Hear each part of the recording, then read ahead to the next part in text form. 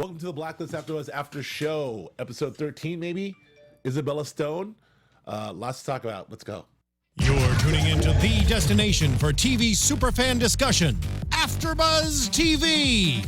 And now, let the buzz begin. Yeah, we return to the old favorites. Welcome to the Blacklist AFTERBUZZ After Show. I'm Joe Braswell. I'm joined as always by the lovely Julia Cearley. I have very little voice, so please bear with it. We are barely making it. This has been a day. It's been a day. Holy cannoli. First of all, ACDC, love ACDC. I can't get wrong. They're good at Coachella, by the way. Oh, heard of it. Yeah, you're going to go this year. It's going to be great. All right. So, yes, so we couple quick housekeeping notes here. Yeah. Apologies for not doing our show on Friday. I was stuck in New York in a blizzard. 2,000 flights got canceled. No one cares, but I was there. And then, Joe Flippo can't show up for anything, so he wasn't on time. And then Julia was not going to do the show by herself, so pushed to Monday, where Joe Flippo swore he'd be here until he didn't. Flippo? Until he's not here. Flippo? Crickets? So Julia... I'm here. Here with her sickly voice. Yeah.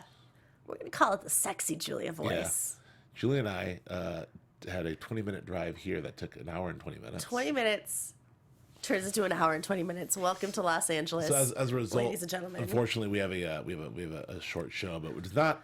The good news is no excuses. We're just saying we're sorry. Yeah, we're sorry, folks. But the good news is, not much. This show was kind of like a filler, right? Yeah, I think it kind of works out in our favor for this show because it was sort of like a build up to whatever the next episode. Yeah, which the is next couple episodes. Which is building up to two things, really. We're talking building up to Blacklist Redemption. I won't say Blacklist Redemption anymore. No. We're building up to Blacklist Redemption. And we're also building up to whatever this Red meltdown. Like Red's headed for some sort of like existential. We've been alluding to this for a while. Yeah, he's headed for some sort of like real meltdown here. So, but let's talk about this. This is our girl Penelope Schmuckenheimer.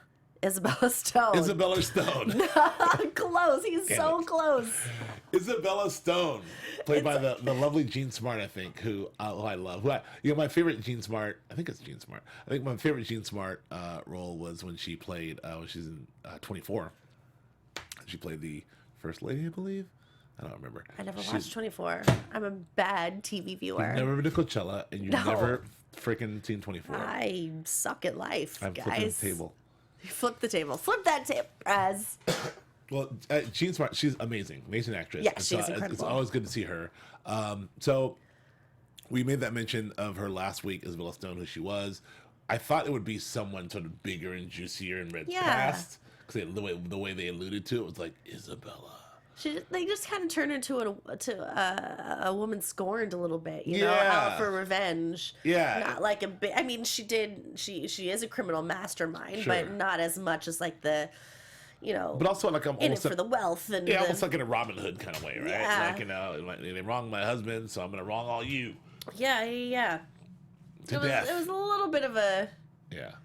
And it seems, because I did watch the previews. I don't think you saw the previews. No. They did sort of allude to the fact that she too was hired by someone, so she's not a big bad either. Yeah, no. So she's 34 to the big bads. When they had the chick last week, Natalie Luca, was that Natalie Luca last week? Yeah. Said, "Who hired you?" Isabella Stone. It's like, oh, Isabella Stone. Who do we got here? And now we end this episode with like, who hired you? Oh, we're about to find out. I guess so. So, lots to talk about here. So we want to get into.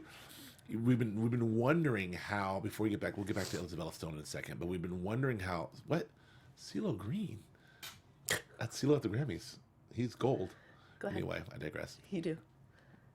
We talked a lot about how we're going to get into Blacklist Redemption. Yes. What's going to happen? Is it going to be a big Lizzie, what's Tom? Like, is she gonna throw a fit? Are they gonna split up? It doesn't seem like it to me. But no, because now she's like, it's so funny what a couple of lines of dialogue can do, right? Yeah. A couple lines of exposition. There's a line last week that was like, I feel like you won't be happy until you just do what you do. So it's like, oh, okay, so she's clearly okay with him being a super spy. And then this week he talks about how how Scotty offered him a job as an operative. She said something like, "That sounds like a dream job for you." How does that went from like, How? I can't even trust you. You have a box of passports. I don't know who you are. I don't know who you are. To like, hey, dream job, operative. Last week or 2 weeks ago, Red did sort of say, like, it's in his DNA. I forget what the phrase was, but, like, this is what makes him tick. Yeah, you have to let him wife. be. Yeah, I get that. I mean, Lizzie's out there every day getting shot at, diving in swimming pools and shit. Totally true. Wearing hoodies and glasses. Totally true. So Tom can go out there and get Nazi tattoos and do his thing, too. He's done it before. I mean, like, by the way, did you get that thing removed? He must have. We've never seen them shirtless anymore, right? Unfortunately, no. It's been a while.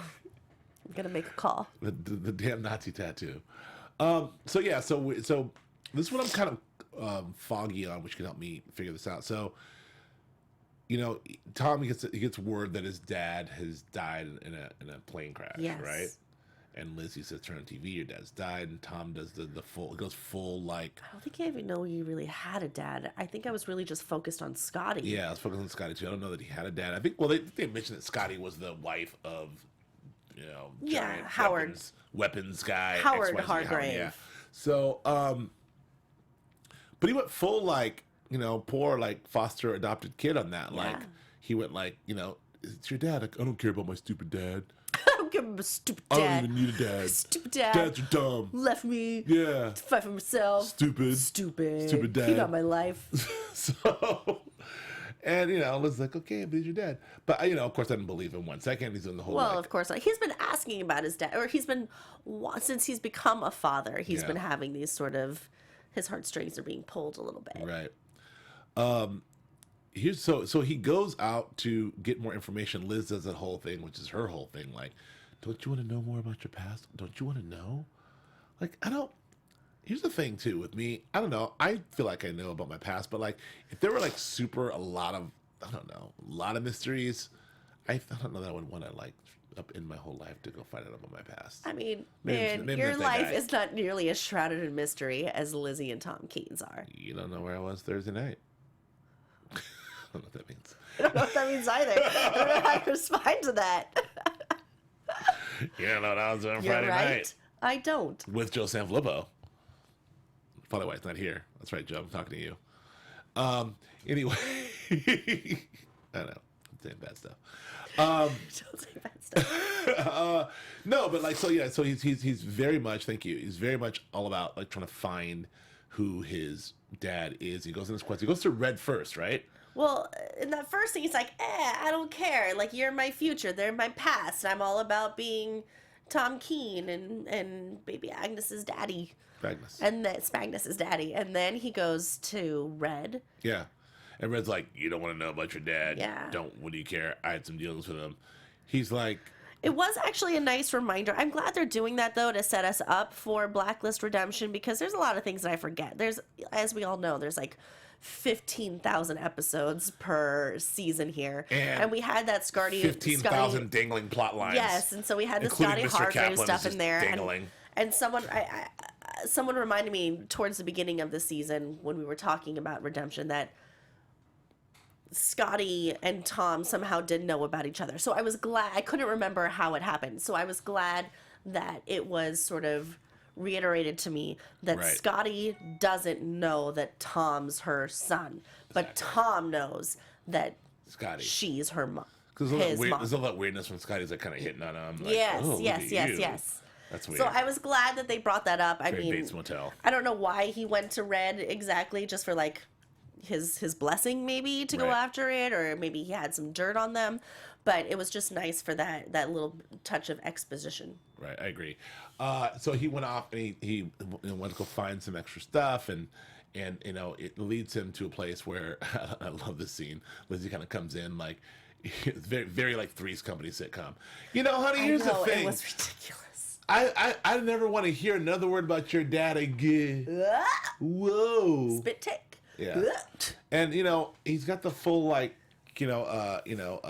Carrie from Homeland, like everything spread out in a nice semicircle around him. And he's sitting there like kneeling down, like looking at the evidence. Well, he also tracked down the detective. Yeah.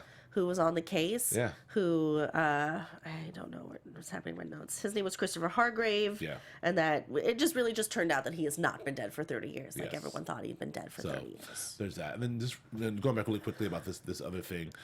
So, you know, it's kind of convoluted, but Jean Smart is Penelope Schmuckenheimer. Isabella Stone. Isabella Stone. She goes off. She's basically going through elaborate means to sort of frame people and fake their deaths to frame them for things. It's a lot of stuff she's doing. We see her do it at the top of the show to one person. So her little backstory real fast was that her real name is Judith Pruitt. Her husband was a Wall Street guy, one of the first guys to do a whole pyramid scheme, and he went down. He went down hard. So now she believes that he was innocent, so, and he was killed in prison. So now she's targeting the powerful, but, quote, guilty as sin. Like Red Reddington. Much like Red Reddington. So a couple things that I do want to note is that like the interesting exchange between Cooper and Red was very cool when Cooper's going off. Like, I've stuck my neck out for you. I've went against everyone. It's kind of good to know because Cooper has been sort of like, we've got to stick with Reddington on this. And that was kind of a good moment where it's like, look, Red, like all my agents are saying you're crazy. Like I'm, you know, my superiors saying you're crazy. I'm sticking my neck out for you. And he's like, click. And but then Dembe's like, has something to say about that. He had a lot to say. He's like, don't you think? Like every day you're putting yourself in more danger. More and more danger. Every and people year, keep on dying around you. And what does he say? I don't know how to respond to that. Wow. Yeah, I don't know. Not satisfactory. Not satisfactory response there. Okay. Right? Okay. Also, we had another sub plot line regarding our boy. Don't die. I'm sorry, I'm dying slightly. Another subplot line regarding our boy Wrestler and his brother. Wrestler has feelings. Man, where's Joe Sam Flippo when you need him? Big boy adult feelings. Joe He's not just a Ken doll who shaves every day. He shaves every day, but he cried. He's like, it's my brother. I should have been there. Is he somehow blaming Reddington? Because like Navabi was like, it's not, you know, it's your job, but Reddington or not. I thought it was interesting though when he said, you know, like we work for Reddington. Like that guy might as well sign our paycheck. And it's like, you're right. Yeah. And actually interesting in this episode was Liz was like, he needs our help. Yeah. But Red needs us. Yeah. He's like, I'm not going in there. I'm not breaking that. Just it was a little weird sort of. I was happy to say, I'm like, finally, fucking Lizzie, thank you. Well, yeah. It's like, yeah, you just got your Jabaz back because of Reddington. He needs our help. I just can't keep up with her. Neither. You know? But you know, she's still got those fucking pickpocket skills, those lock-picking skills. Yes. Yeah, she's got that. She's a little streetwise criminal. From another dangling plot line, you know, Lizzie the thief. I don't think they're ever going to bring that up again, to be honest with you. I think they're probably pissed that I keep on holding on to that. Where the F is Mr. Kaplan? Seriously, dude. I mean, like, not a peep about Mr. Effin Kaplan. Nothing. It's getting weird. All right. We mentioned the short show. We got all this. So basically, to wrap this up, you know, Red seems to be unraveling. He had the whole bit with his boy, which we saw, like, the guy who he got and he gave the gun in the moment, which I will say, I know we're going to wrap, but, like, that scene, Benmay's like, we got to go. Red's like, hold on. Monologue, with this guy. Oh, wait, when his guy was about to die? Yeah. Oh, I thought it was really nice. He had a great rapport with that guy. It was when sweet. He said, like, there are very few things in this world that I envy. That relationship is one of them. And he said, your honor will be intact. Your children will be taken care of, whatever you need to do. I know, but it's just... Loved it. But when Dembe says, blah, blah, blah, we got to go. Hold on. Monologue. He's like, a monologue. Boss, we got to go. Blah, blah, blah. It was parting of ways. I mean it, boss. This is it. I have no last thing I have to say. You're wrong. I disagree. Watch it again. It's like 15 minutes in. It's not. All right, but like so that's that. We have Tom finding his past. Yep. Linking over to Blacklist Redemption. Boom boom. We have 2 weeks. We have Red unraveling. Yep. Doing the thing. We have some tension between Wrestler and Red, and now Cooper and Red. Yes. A lot of interesting stuff developing here on the old Blacklist. Yes. So we got 2 more weeks before the redemption. And I really want to see the television show Ponytail and Muscle Shake. Ponytail and Muscle Shake tonight on NBC. No predictions tonight because we are short because we took forever to get here. Blame Los Angeles. But I promise you, we'll do a 2-hour show next week with Joe Sanfilippo leading, naked. Joe Sanfilippo shirtless next week, sweater vest. Thank you for joining us. Julia, where can the kids find you? Twitter, Instagram, with my name, Julia Cearley, JuliaCearley. And I'm Joe Braswell. You can find me at Joe K. Braswell on Instagram and Twitter. We'll see you next week. Thank you very much. From executive producers Maria Menounos, Kevin Undergaro, Phil Svitek, and the entire AfterBuzz TV staff, we would like to thank you for listening to the AfterBuzz TV network. To watch or listen to other after shows and post comments or questions, be sure to visit AfterBuzzTV.com. I'm Sir Richard Wentworth, and this has been a presentation of AfterBuzz TV. Buzz you later. The views expressed herein are those of the hosts only and do not necessarily reflect the views of AfterBuzz TV or its owners or principals.